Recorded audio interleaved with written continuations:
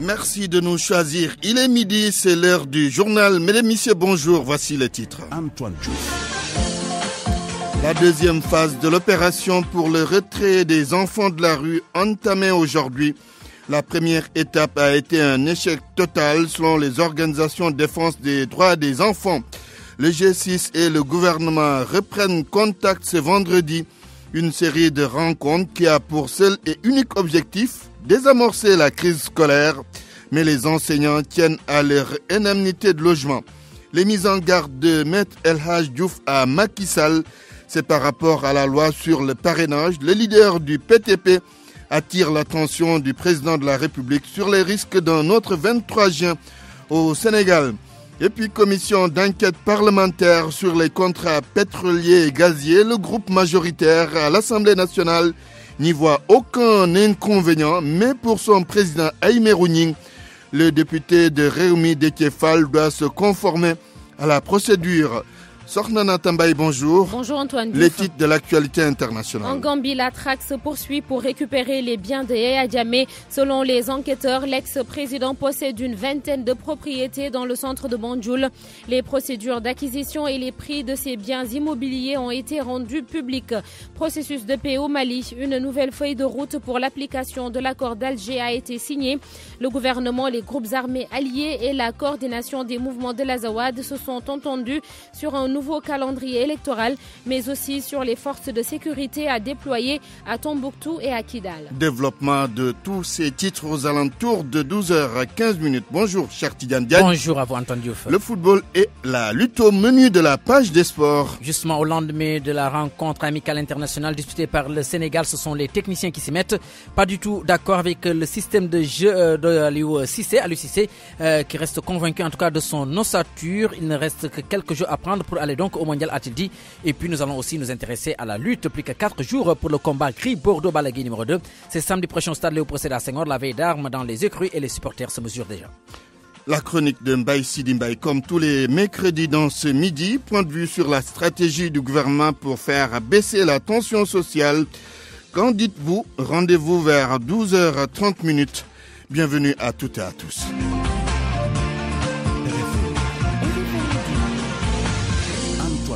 C'est aujourd'hui que le gouvernement a lancé la deuxième phase de l'opération de retrait des enfants de la rue. Elle sera un peu différente de la première au vu des explications fournies par les autorités gouvernementales. Justement, la première étape est considérée comme étant un échec par les organisations de défense des droits des enfants. Ces organisations parlent d'absence de volonté politique, de ressources financières et de communication concertée. Toute chose qui explique le fiasco qu'a connu la première opération. Binta Diallo. Il est le coordonnateur de la plateforme pour la promotion des droits des enfants. Mamadou Wane pense que si la première phase de retrait des enfants de la rue a été un échec, c'est parce que, au-delà d'une absence de volonté politique réelle, d'autres paramètres sont entrés en jeu. Le ministère de la Famille et la protection de l'enfant a été laissé à l'abandon. C'est très clair. Pourquoi ils ont été laissés à l'abandon? Parce qu'effectivement, dès le départ, il y a eu un couac dans la communication. Je ne peux pas comprendre que l'initiative vienne du président de la République, que 2 jours après que le Premier ministre dise que ça s'arrête à Mbao, disons, uniquement dans la région de Dakar et ensuite Mbao. Il n'y avait pas de volonté politique derrière. L'ancien directeur de la protection de l'enfant Baskébé parle comme Mamadou Wane, absence de courage politique, de ressources financières et même d'évaluation de la première phase. Les résultats qu'on a obtenus, qu'on donne souvent les statistiques, est-ce que c'est des statistiques fiables? Donc voilà une question qu'on doit se poser. Parce que moi je me dis que les résultats, il faut toujours les lier aux moyens. Et nous avons constaté que les moyens n'étaient pas suffisants pour pouvoir faire un retrait sérieux. La durabilité également de ce programme pose problème parce que on a commencé, on nous donne des statistiques qui sont à vérifier franchement sur le terrain, mais est-ce que après ce retrait, ces enfants qu'on a retirés, où est-ce qu'ils sont? Lors de la première phase du retrait des enfants de la rue, les autorités avaient annoncé que 1620 enfants avaient été renvoyés dans leurs pays respectifs, ceux qui étaient de nationalité sénégalaise envoyés au centre Guindi.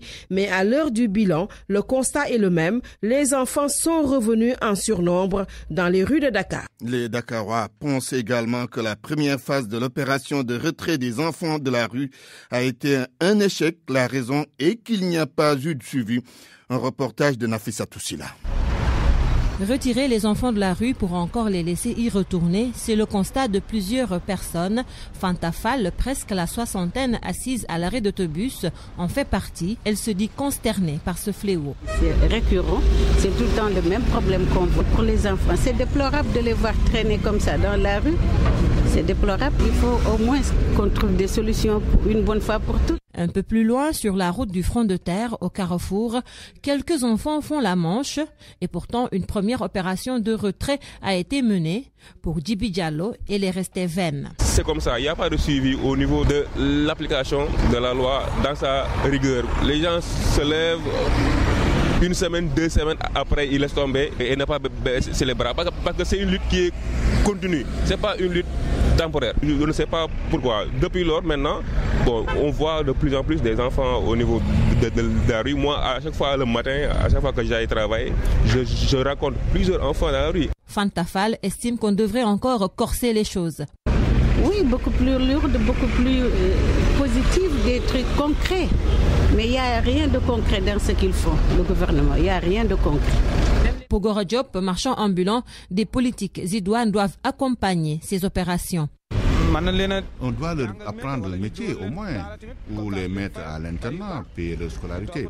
Il faut bien s'occuper d'eux. La première opération n'a duré qu'une semaine. Après, les enfants ont été relâchés sans problème. Depuis la première offensive pour le retrait des enfants de la rue, aucun résultat ne s'est fait sentir. Une deuxième est en cours, dirigée par le ministère de la Protection de la Petite Enfance. Reste à espérer qu'elle sera fructueuse. Vous l'avez sans doute noté, Dakar est envoyé par des mendiants, enfants et adultes, qui sillonnent les principales artères de la capitale, j'y arrive. Un décor pas du tout joli à voir et les populations n'attendent que des solutions de la part de l'État. Reportage au cœur de la capitale, Salimata Ao. RFM. La radio de toute l'actualité. La radio de toute l'actualité. Salimata Ao lors de nos prochaines éditions.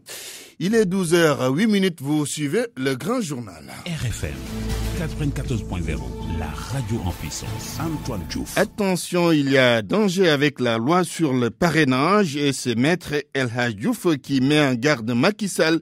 Le patron du Parti des travailleurs et du peuple demande au chef de l'État de retirer le projet de loi sur le parrainage pour éviter au Sénégal un autre 23 juin. Selon toujours Maître El Hadj Diouf, le peuple va se dresser contre ce texte qu'il juge antidémocratique. Il était l'invité de RFM Matin. Aujourd'hui, on veut rendre la présence des candidats à la présidentielle presque impossible. Il faudrait donc que les Sénégalais se dressent comme un seul homme pour montrer au président Macky Sall qu'on l'a élu pour respecter les desiderata de son peuple et non pour agresser son peuple. Et tout le monde sait que les questions électorales exigent un consensus. Et depuis Kéba Mbaye, avec Abdou Diouf, le Sénégal a eu 2 alternances dans la paix parce que, à part le forcing du 23 juin, les acteurs politiques se sont toujours mis d'accord pour organiser les élections. Regardez la Sénat, elle n'a plus de légitimité, elle n'a plus de légalité. Son président a fini son mandat depuis plusieurs années. Donc la Sénat même est illégale. Et on dit que c'est la Sénat qui organise les élections. Mais c'est faux. Il n'y a plus de Sénat.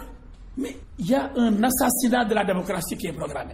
On a prémédité la mort de la démocratie pour la conservation du pouvoir. Mais ça, c'est grave. Donc vous demandez au président Macky Sall de retirer le projet de texte sur le parrainage. Qu'il le retire rapidement et immédiatement s'il aime son peuple. Maintenant, s'il aime la paix, c'est-à-dire s'il place le parti avant la patrie, il peut le faire et il aura la patrie devant lui. Pire que le 23 juin, le peuple doit se dresser.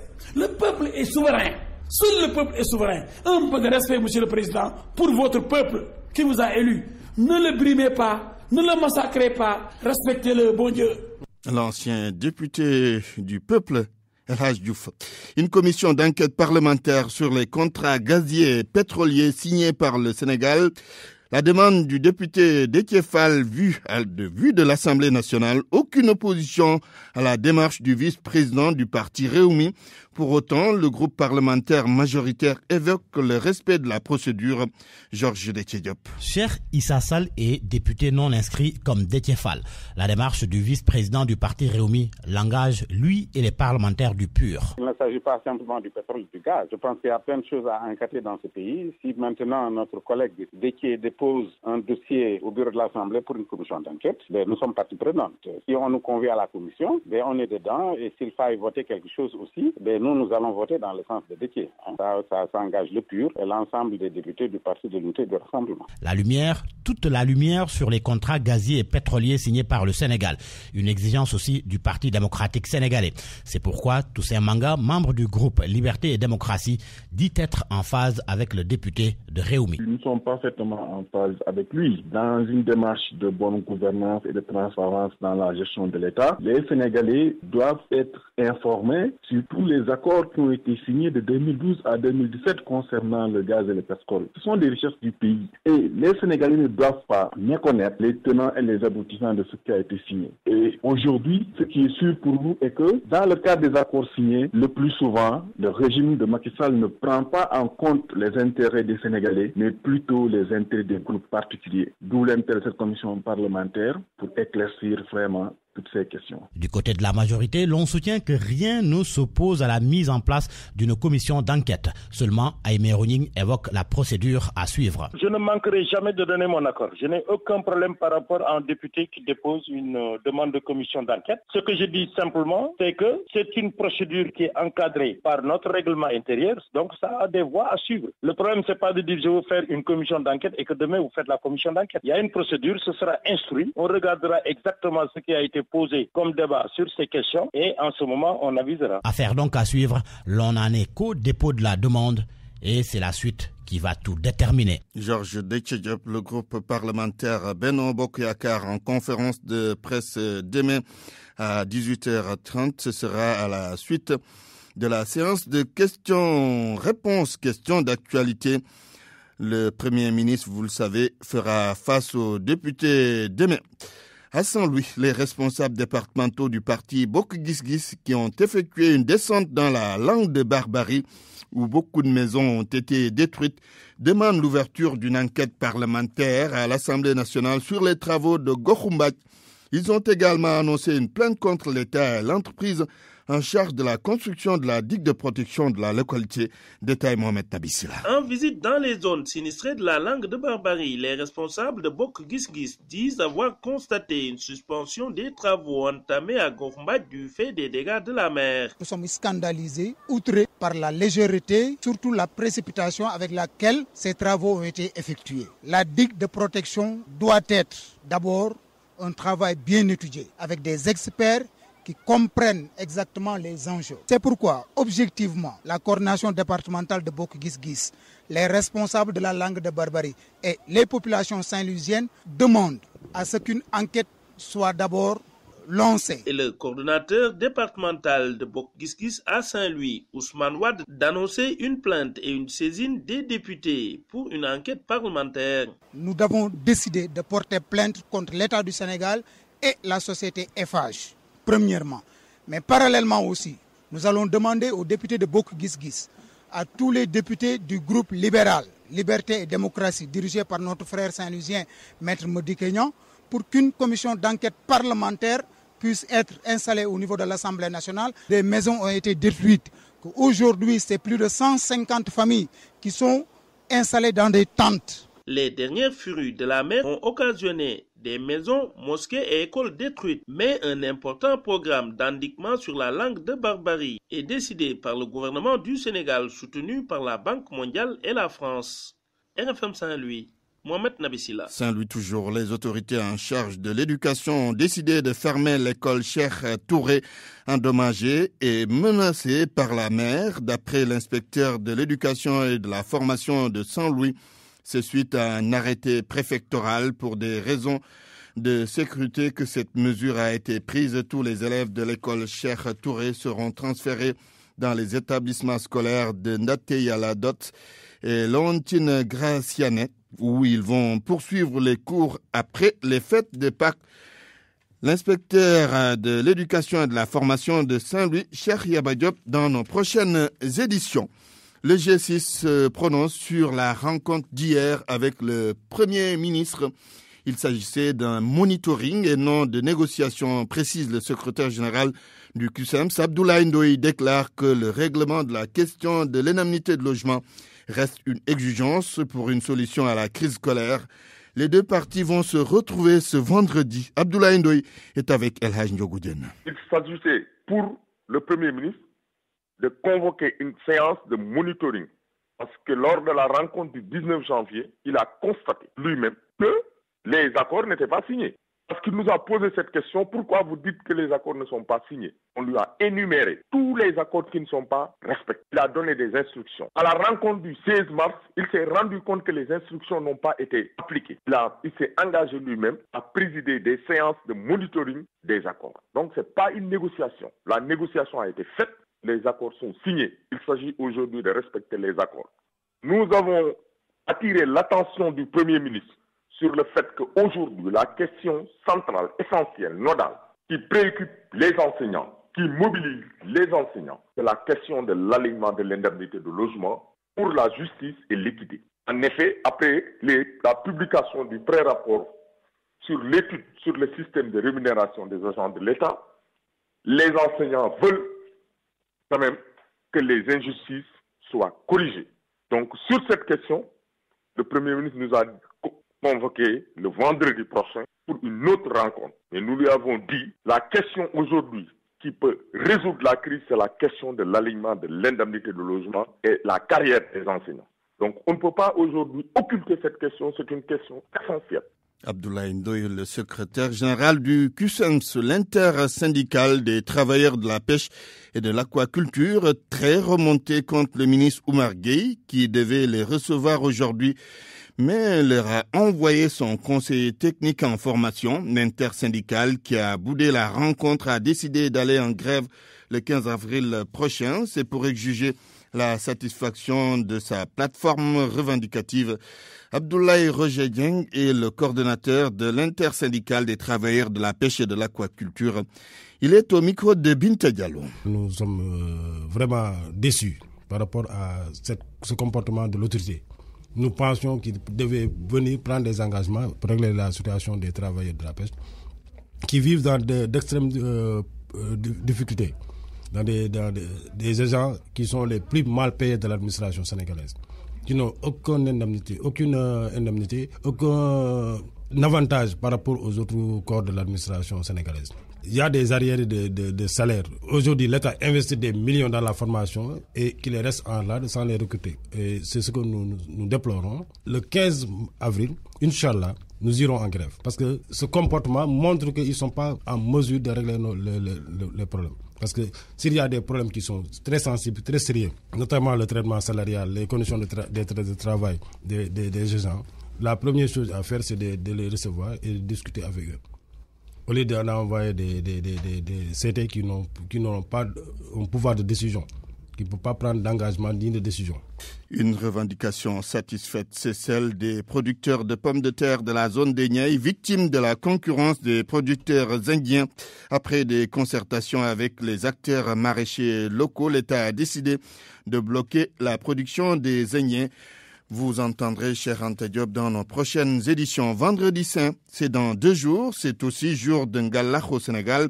Plusieurs familles comptent sacrifier à la tradition malgré le coût exorbitant des dépenses. Et ce, au nom du dialogue islamo-chrétien. Anna Rocha a fait un tour ce matin au quartier Grand Yoff. Reportage. Sur un pâté de maison, les Mendy sont la seule famille catholique dans ce coin de Grand Yoff. Pour satisfaire la majorité des voisins musulmans, le Ngalar s'anticipe. Surtout si toutes les dépenses sont gérées par les enfants. On prépare le Ngalar depuis le premier jour du carême. Et même comme ça, il nous reste encore des choses à acheter. Je suis veuve. On achète petit à petit parce que c'est beaucoup de dépenses et on est entouré de familles musulmanes. Parce que kër bu nekk nga may fa boo commencé nii ci koñ bi ba fale nga commencé ñële ba fay doo may kii nga bàyyi kii waxatuma sa mbokk ay xarit. Hélène, sa fille, a arrêté de faire le bilan des dépenses. En dehors de la pâte d'arachide, du pain de singe et autres, il y a aussi les récipients à acheter. Ah non, dépenses supplémentaires. Chaque année, on est obligé de 5 kilos. C'est des dépenses supplémentaires chaque année. Tu achètes plusieurs seaux de 5 kilos.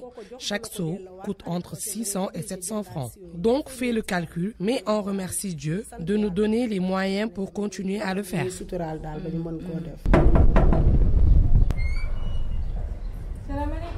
5 minutes en voiture, on atterrit chez les Gomis. La petite famille est attablée pour le petit déjeuner. Le chef nous explique que lui aussi est obligé d'acheter au fur et à mesure. Tu es obligé d'acheter tout le temps. Dès qu'il manque quelque chose, tu complètes. Je ne peux pas tout acheter d'un seul coup. Globalement, d'un seul coup, c'est très difficile. Et pour la distribution? Mais la plupart du temps, on dit à nos voisins d'apporter le propre récipient. C'est plus simple. Sinon, pour les jeunes, on met le ngalar dans les sachets. Le ngalar, grand moment de partage, même si c'est coûteux, le dialogue islamo-chrétien au Sénégal en vaut la peine, selon ces familles catholiques. Le ngalar, donc, ce sont des dépenses exorbitantes. C'était le reportage d'Anna Rocha. RFM. L'actualité internationale. Bienvenue Sornana Tambaï. Merci Antoine Diouf. Gambie, la traque se poursuit pour récupérer les biens de Yaya Jammeh. Les membres de la commission chargée d'enquêter sur le régime de l'ex-président ont révélé que ce dernier possédait une vingtaine de propriétés dans le centre-ville de Banjul. Tout a été rendu public, les procédures d'acquisition, les prix entre autres.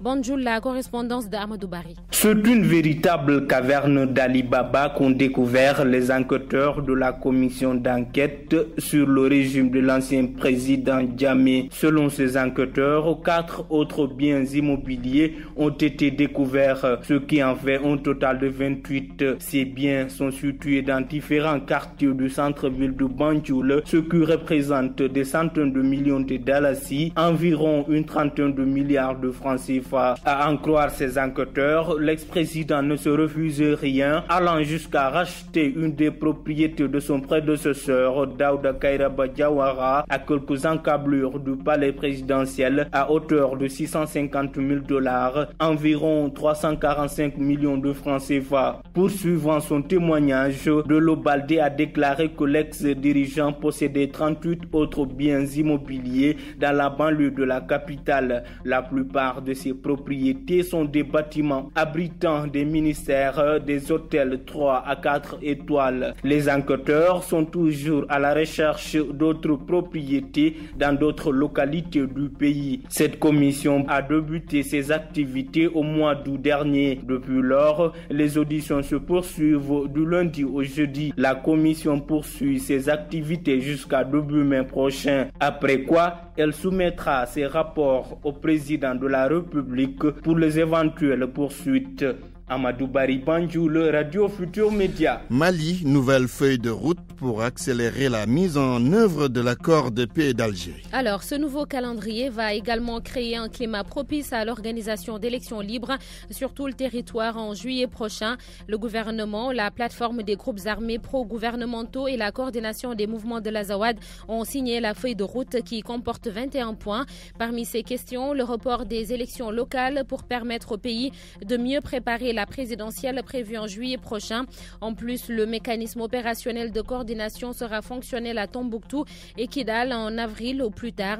L'accord de paix a été signé à Alger en 2015, mais depuis lors, son application tarde. Et au Tchad, le Forum national sur la réforme des institutions s'est achevé hier. Une grande partie de l'opposition a boudé cette rencontre. Il a été proposé à l'issue de cette semaine de discussion un régime présidentiel intégral dès 2021.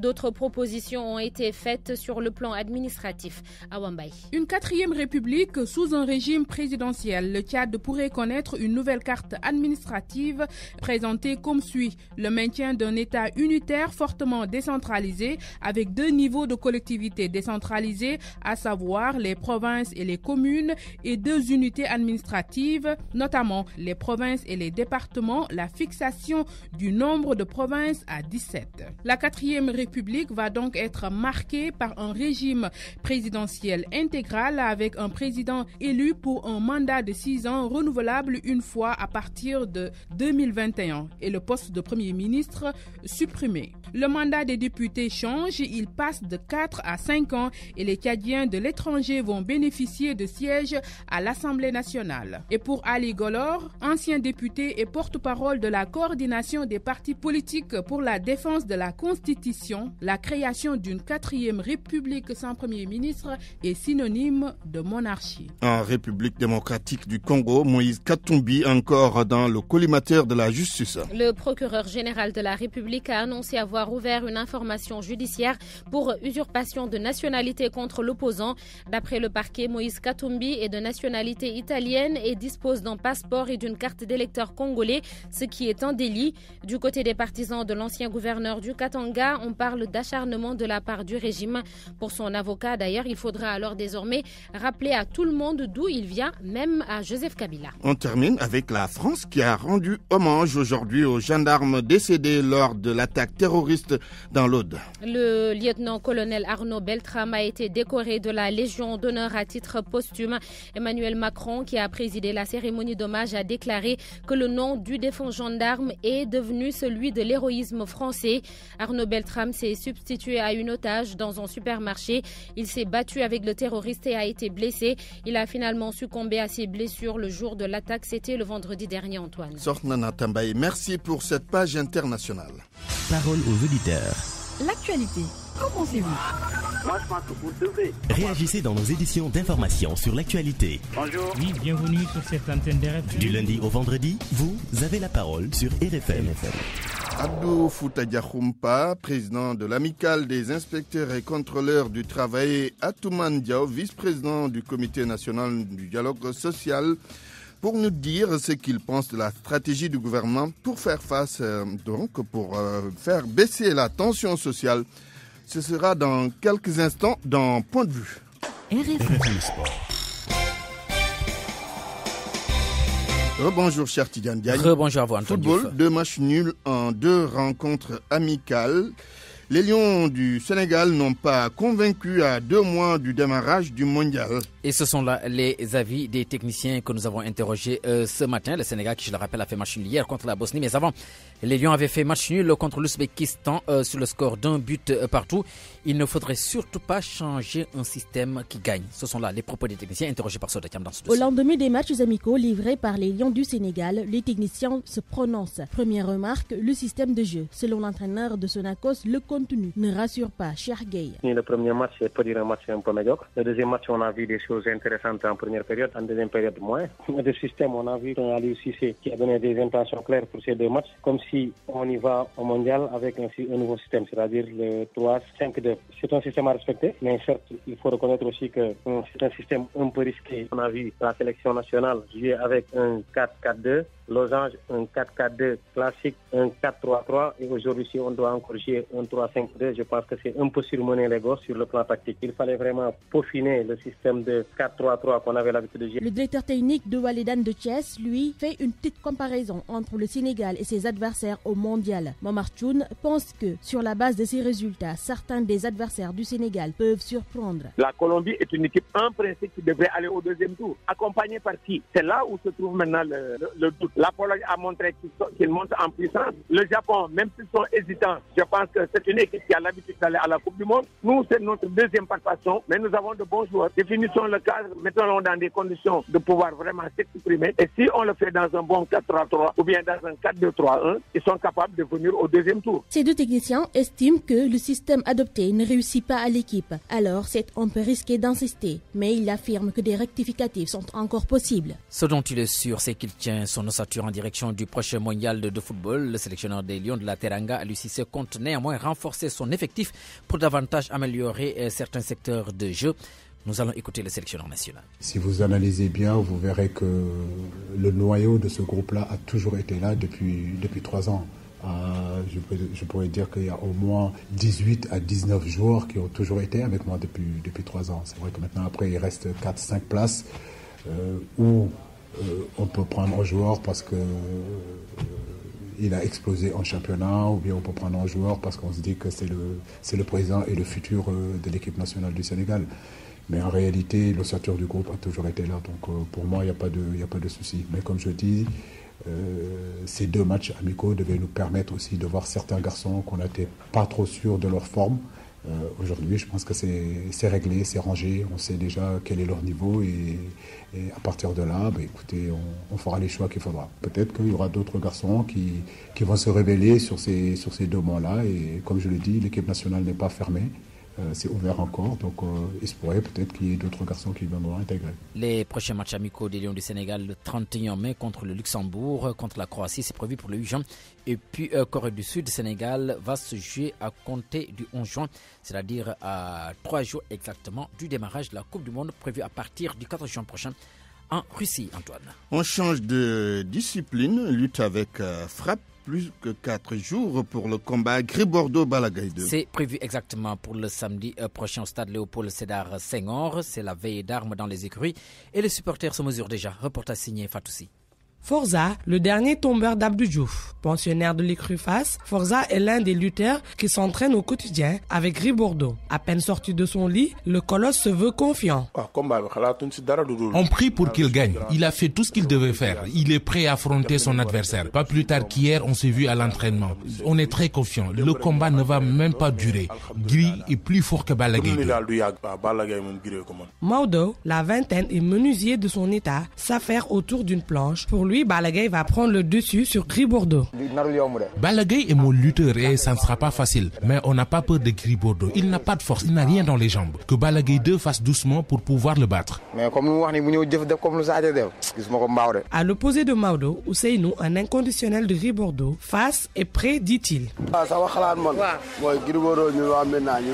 Tout Médina et face est derrière lui. C'est à lui de faire des efforts, car on n'a pas peur de Balagaï 2. Il ne fait que parler, mais Gris-Bordeaux va le battre et on prie pour qu'il gagne. Un débat passionné entre supporters de Balagaï 2 et de Gris-Bordeaux. Mais tout reste convaincu que le combat de ce samedi va tourner en faveur de celui qui fera moins d'erreurs. Sorna Fatoussi, merci. Rendez-vous donc samedi prochain direct sur les ondes de la Radio Futur Média pour le verdict du combat entre Gris-Bordeaux de face et Balagaï numéro 2. Merci, cher Tidiane Diagne. RFM, la chronique du jour. La chronique de Mbaye Sidi Mbaye. Le rapport d'Amnesty Afrique et du Centre présenté à Dakar la semaine dernière nous apprend que plus de 4300 personnes sont en situation d'esclavagisme là, à côté du Sénégal, en Mauritanie. Je me souviens pourtant de la mobilisation africaine et mondiale contre le régime raciste de l'Afrique du Sud, des dénonciations politiques, des sanctions internationales, des boycotts contre les produits de consommation en provenance de ce pays alors raciste. Ses alliés et soutiens puissants ont été obligés de rallier le camp de la raison. Nelson Mandela est sorti de prison, a pris le pouvoir et donné au monde entier une sacrée leçon d'intelligence en créant la nation arc-en-ciel. Aucun pays au monde ne devrait être autorisé à considérer une partie de sa population comme inférieure parce que différente de peau. Le racisme est une idéologie d'État sous-jacente en Mauritanie, ex-colonie française dont Saint-Louis a été la capitale de 1920 à 1960. Ce pays multiracial est un ancien territoire de l'Empire du Ghana, puis de l'Empire du Tekrour, ce qui explique l'enracinement des Soninké, des Peuls et des Wolofs.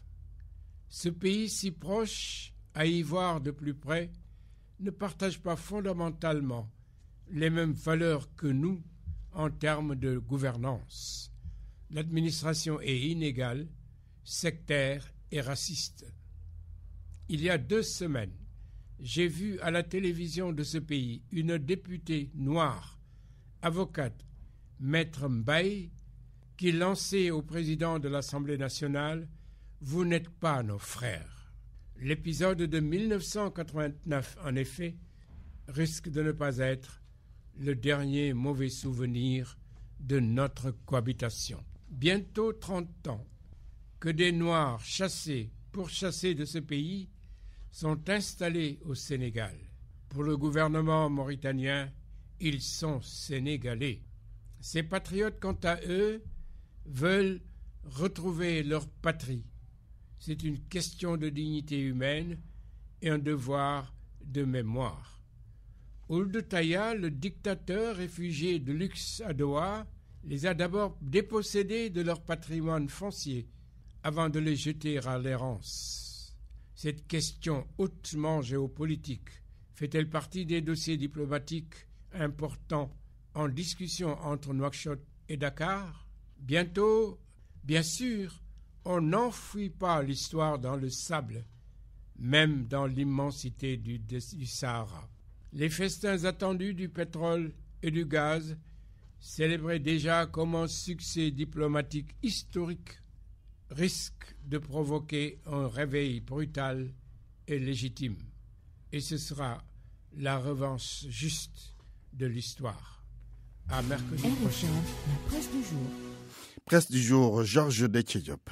Aly Ngouille Ndiaye sur 2 terrains fait dans la menace. Oui, le ministre de l'Intérieur met les kidnappeurs et les opposants au régime devant leurs responsabilités. Cela suite à la série d'enlèvements et aux manifestations annoncées contre le pouvoir. Selon Vox Populi, Aly Ngouille Ndiaye promet les assises aux voleurs d'enfants et la répression à l'opposition qui projette un 23 juin bis.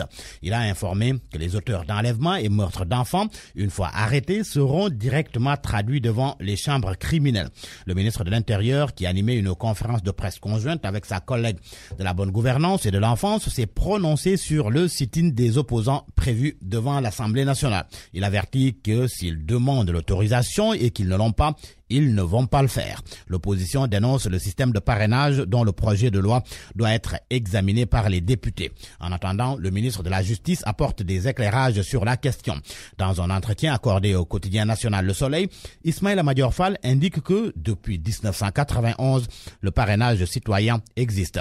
Et face aux critiques de l'opposition sur le processus électoral et l'actuel ministre de l'Intérieur disqualifié par les contempteurs du pouvoir, le chef de l'État est sur le point de décrisper la situation. Mais en quoi faisant, la cloche révèle que Macky Sall va nommer sous peu un ministre chargé des élections tout en maintenant Aly Ngouille Ndiaye au département de l'Intérieur. Cela évitera sans doute au Sénégal une crise sans précédent. Car dans l'Observateur, le député du PUR El Hadj Issa Sall avertit que le parrainage risque de mettre le pays à feu et à sang et ils ne l'accepteront pas. L'Observateur qui s'arrête ce matin sur les questions d'actualité à l'Assemblée nationale. Le Premier ministre est attendu à l'hémicycle demain et il sera surtout question de la crise de l'éducation, des accords de pêche, des enlèvements et meurtres d'enfants. Seulement, l'Observateur nous apprend que le passage du Premier ministre à l'Assemblée nationale se fera sans les députés de l'opposition. Ils ont décidé de boycotter Mahammed Boun Abdallah Dionne. C'est en tous les cas ce qu'a fait savoir le député Mamadou Lamine Diallo de Tekki. L'Assemblée nationale comme tribune pour faire le bilan des 6 ans de Macky Sall à la tête du pays, pas pour Abdoul Mbaye. Le leader du parti Acte s'est rabattu sur RFI pour passer à la loupe la gestion de Macky Sall et parler de la présidentielle et de l'affaire Lamine Diack. L'AS a repris l'interview et souligne que Abdoul Mbaye clash Macky et Massata Diack. Entretien à lire à la page 3 du journal. Les autres journaux, leur vedette du jour, Ibrahima Hamidou Dème qui a démissionné de la magistrature.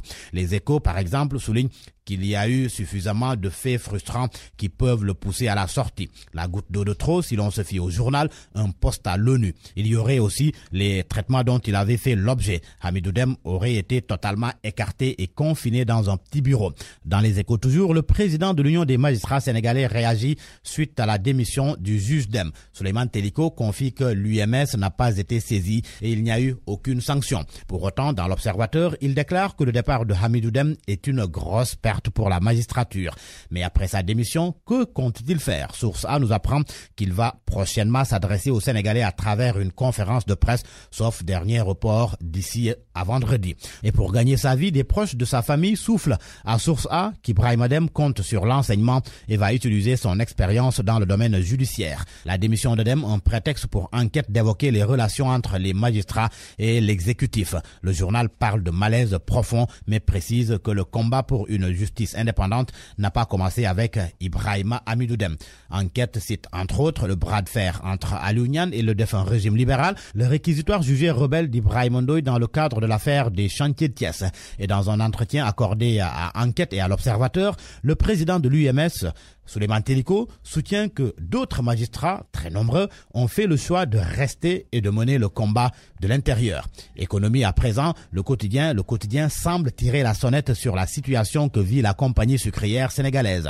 Selon mon confrère, la CSS risque de mettre la clé sous le paillasson. En cause, depuis 7 mois, la CSS ne parvient plus à écouler ses stocks et accumule 80 000 tonnes d'invendus. Et pendant ce temps, des concurrents ont fait entrer un bateau avec une cargaison illégale qui va inonder le marché et étouffer plus la compagnie. Sport pour terminer en football, la presse revient sur le match amical d'hier. Sénégal-Bosnie 0-0. Pour record, les Lions n'y arrivent pas. Stade fait état de Lyon encore hésitant. Aliou Cissé avait mis en place un 3-5-2. Seulement dans Stade, Kalidou Koulibaly indique que leur système de prédilection est le 4-3-3. À vos kiosques et bonne lecture. Point de vue. Regard croisé sur l'actualité du jour. Nous avons en ligne nos 2 intervenants. Abdou Fouta Diakhoumpa, bonjour. Bonjour. Vous êtes le président de l'amicale des inspecteurs et contrôleurs du travail. Atoumane Diaw, vice-président du comité national pour le dialogue social, bonjour. Bonjour. Alors, que dites-vous de la façon dont le gouvernement cherche à résoudre les crises sociales? On a quelques minutes pour commenter tout cela. Abdou Fouta Diakhoumpa, il y a convergence avec les médecins, les enseignants du supérieur et pour les autres syndicats d'enseignants, les discussions sont en bonne voie. Allez-vous dire que le gouvernement vient de comprendre qu'il faut enterrer toutes ces crises? Oui, en effet, parce qu'il n'y va pas de l'intérêt d'un gouvernement de vivre une crise sociale qui perdure. Donc, c'est, disons, normal que le gouvernement essaie de régler tout le contentieux social qui l'oppose à des syndicats et qui, pour l'essentiel, porte sur des accords signés avec l'ancien régime et qui n'ont pas été réglés. Oui. Toutefois, la façon de faire peut poser problème, dans la mesure où ce ne sont plus les organes habilités qui traitent de ces questions, mais tout le monde a recours au Premier ministre. Alors que nous savons tous que le rôle du Premier ministre, ce n'est pas de descendre à ce niveau. Il revient au ministre de tutelle ou au ministre chargé du dialogue social de régler tout ce qui est contentieux social à ce niveau. Mais aller jusqu'au niveau du Premier ministre, en tout cas, nous pose un problème. Ce n'est pas une bonne pratique gouvernementale de ramener le tout devant le Premier ministre. Et cette pratique, c'est ce qu'on assimile à du conspiratisme. Alors, on revient à vous tout à l'heure. Atoumane Diaw, votre opinion sur la question, la façon dont le gouvernement cherche à résoudre les crises sociales, le recours au Premier ministre, cela peut-il être gênant? Merci en tout cas pour cette invitation. Moi, je pense que le problème qui est posé essentiellement est un problème qui revêt un caractère assez holistique. Dans la mesure où, quand on prend le cas déjà des enseignants, par rapport à leurs différents points de revendication, il s'avère que beaucoup sont liés à des départements qui sont différents les uns des autres. Plusieurs ministères sont impliqués par rapport à cette situation. Vous prenez le cas du logement, il y a un ministère qui devrait s'en occuper, il y a des problèmes d'éducation purement pédagogique qui touchent l'éducation nationale, d'autres sont liés à des problèmes sociaux et même quelquefois culturels qui revêtent des caractères en tout cas assez différenciés. Maintenant, avoir à tenir justement des réunions de négociation avec l'ensemble des différents départements impliqués, à mon avis, poserait un problème. Puisque la situation revêt un caractère holistique, c'est donc de manière tout à fait ésotérique qu'il faut l'appréhender, essayer également de voir dans quelle mesure on a la possibilité de le faire. Oui. Et c'est pourquoi le fait, en tout cas, de porter la situation au niveau du Premier ministre, à mon avis, constitue une solution qui va accélérer les choses. Comme tantôt M. Diakompa, que je salue au passage, un éminent inspecteur du travail que j'ai connu au niveau de la Société Générale, a dit il n'est pas bon pour un gouvernement de faire perdurer, en tout cas, des situations comme celles qui existent en ces périodes. Oui. Je pense que maintenant, par rapport à ça, que le Premier ministre qui centralise tout, qui gère les problèmes qui sont liés aux finances, qui gère les problèmes qui sont liés, après avoir reçu par rapport à des pré-négociations, les situations et leurs difficultés, a la possibilité, à mon avis, de les réunir et de pouvoir parler avec et d'essayer de trouver des solutions. Oui. Et c'est pas nouveau, c'est déjà arrivé, jusqu'à ce que le président de la République lui-même appelle justement certains syndicats pour discuter avec eux à des heures, quelquefois même indues, on l'a connu, avec le président Wade. Oui. À partir de minuit et quelques, il y avait encore des négociations, des choses qui ont été portées à son niveau. Donc c'est pas nouveau du tout au niveau du Sénégal. Très bien, je reviens à vous. Alors, Abdou Fouta Diakhoumpa, il y a eu des annonces sans doute avec les autres syndicats et peut-être même des promesses. Est-ce que avec l'échéance électorale de 2019, on ne risque pas de tomber aussi dans d'autres promesses qui ne risquent pas d'être tenues par ailleurs? Vous ne craignez pas ça? Évidemment, mais je voudrais d'abord rendre à commencer salutation cordiale. Oui. Et dire que moi, je ne suis pas d'avis à ce qu'on porte devant le Premier ministre les problèmes de revendication syndicale. C'est pas son rôle. Il y a des ministères qui sont chargés du dialogue social. D'ailleurs, ce n'est même pas bon, dans la mesure où le dialogue social ne devait pas être éclaté entre les ministères. D'autant plus qu'il y a un haut conseil du dialogue social. Mais est-ce que ces ministères peuvent prendre des engagements comme le ferait le Premier ministre? Mais mieux, monsieur, quand vous regardez l'accord, le protocole entre le SAES et le gouvernement du Sénégal, mais le Premier ministre n'a pas apposé sa signature, ce n'est pas son rôle. Oui. C'est le ministre de l'Enseignement supérieur, le ministre du budget et le ministre de la fonction publique qui ont signé. Et de l'autre côté, vous voyez la signature de Malik Fall, le secrétaire général du SAES, et de oui. Le Premier ministre, ce n'est pas son rôle. Est-ce qu'il ne faudrait pas le voir aussi ici comme étant un facilitateur? Non, mais attendez. Je ne crois pas qu'il y ait des problèmes entre le SAES, le ministre chargé de l'enseignement supérieur et ses collègues, pour qu'il y ait rupture du dialogue pour que le Premier ministre puisse intervenir. Je ne crois pas du tout.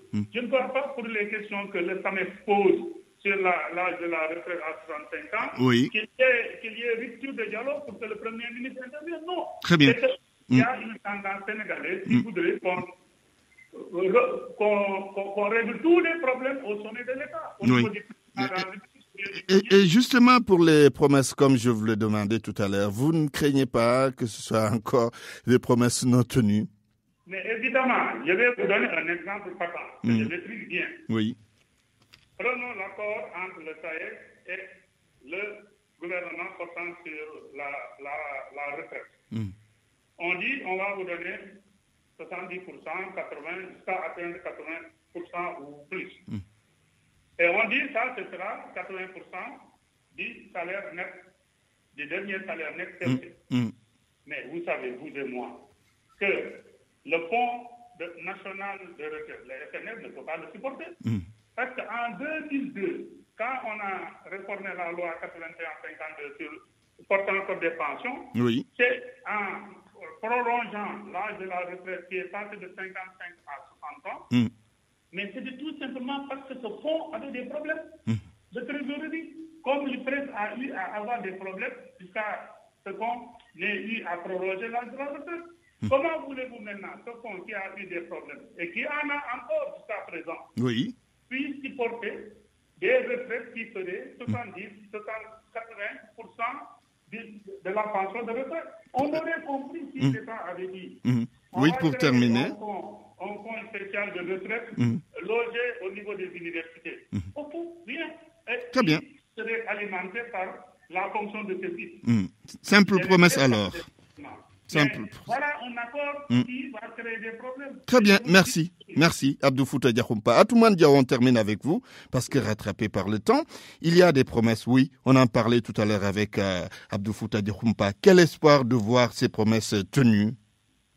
Il y a de gros espoirs dans la mesure où, comme par la façon d'appréhender les problèmes, le Premier ministre a fait déjà appel à l'ensemble des membres de son gouvernement concernés par la situation et qu'une étude assez approfondie soit posée par rapport à la réalisation, en tout cas des promesses qui seraient tenues. Nous fondons un grand espoir que les choses peuvent réellement trouver une nette amélioration par rapport à la situation et par rapport à ce à quoi on est en train de faire face. Par rapport à ce pays, donc dans des échéances très prochaines. Nous pensons que ça a été une magnifique chose, en tout cas, de gérer ça à ce niveau, où il y aura injonction par rapport aux différents ministères concernés pour réellement que chaque ministère ait la possibilité de réaliser la promesse qui a été faite. Souhaitons que ces promesses soient tenues. En tout cas, merci à Atoumane Diaw, vice-président du Comité national du dialogue social. C'est fini pour Point de vue. C'est la fin de cette édition. Je vous rappelle les titres. La deuxième phase de l'opération pour le retrait des enfants de la rue entamée aujourd'hui. La première étape a été un échec total selon les organisations de défense des droits des enfants. Le G6 et le gouvernement reprennent contact ce vendredi. Une série de rencontres qui a pour seul et unique objectif désamorcer la crise sociale, la crise scolaire, mais les enseignants tiennent à leur indemnité de logement. Les mises en garde de Maître El Hadj Diouf à Macky Sall, c'est par rapport à la loi sur le parrainage. Le leader du PTP attire l'attention du président de la République sur les risques d'un autre 23 juin au Sénégal. Et puis, commission d'enquête parlementaire sur les contrats pétroliers et gaziers. Le groupe majoritaire n'y voit aucun inconvénient, mais pour son président Aïmérou Gning, le député de Rewmi, Déthié Fall, doit se conformer à la procédure. Journal présenté par Antoine Diouf à la technique, Abdoulaye Didi Diop, réalisation Daouda Diouf et El Hadj Ndiogou Diène. À 13h, la grande édition en Wolof avec Mamadou Mohamed Ndiaye. Tout de suite, c'est Dialgat Hibar. Excellent après-midi à toutes et à tous. Camarade, dama ne bés bu ngeen ma falee dinaa def ay micro yoo xam ne da ngay ñàng